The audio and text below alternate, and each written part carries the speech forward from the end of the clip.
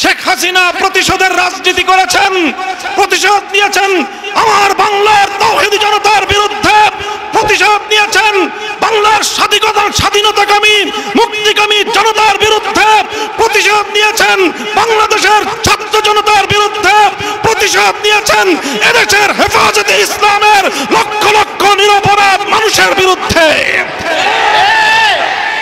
তিনি একজন খুনির নেশায় মাতাল, খুনের নেশায় মাতাল।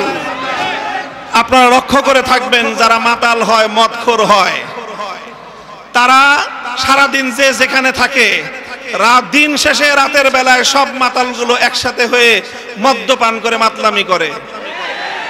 বর্তমান পৃথিবীতে বড় বড় খুনের নেশায় মাতাল আছে। 1 নম্বর বিনিয়ামিন নেতানিয়াহু, 2 নম্বর ভারতের গুজরাটের কসাই নরেন্দ্র মোদী, 3 নম্বর বাংলাদেশের বিদায়ী ফ্যাসিবাদী শেখ হাসিনা। এই শেখ হাসিনা এখন গিয়ে খুনের নেশায় মাতাল হয়ে নরেন্দ্র মোদীর সাথে আখড়া করেছে। যদি সেখান থেকে বসে বাংলাদেশের স্বাধীনতার উপর কোনো হস্তক্ষেপ করার চেষ্টা করা হয়, তাহলে বাংলাদেশের মাটিতে ভারতীয় দূতাবাস থাকতে পারবে না।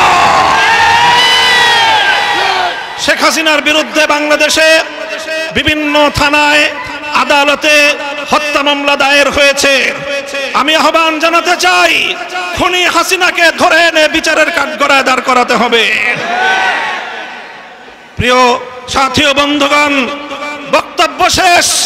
ইনশাআল্লাহ বিগত দিনে যেভাবে আমরা রক্ত দিয়েছি পিলখানায়, যেভাবে আমরা রক্ত দিয়েছি শাপলা চত্বরে, যেভাবে আমরা রক্ত দিয়েছি মোদী বিরোধী আন্দোলনে হাটহাজারীতে, যেভাবে রক্ত দিয়েছি আমরা মোদী বিরোধী আন্দোলনে ব্রাহ্মণবাড়িয়ায়, ঠিক আগামী দিনে দেশের স্বাধীনতা রক্ষার জন্য, ইসলামের হেফাজতের জন্য যদি আবার রক্ত দেওয়ার প্রয়োজন হয়, স্বাধীনতার ঝান্ডা নিয়ে রক্ত দেওয়ার জন্য প্রস্তুত থাকবে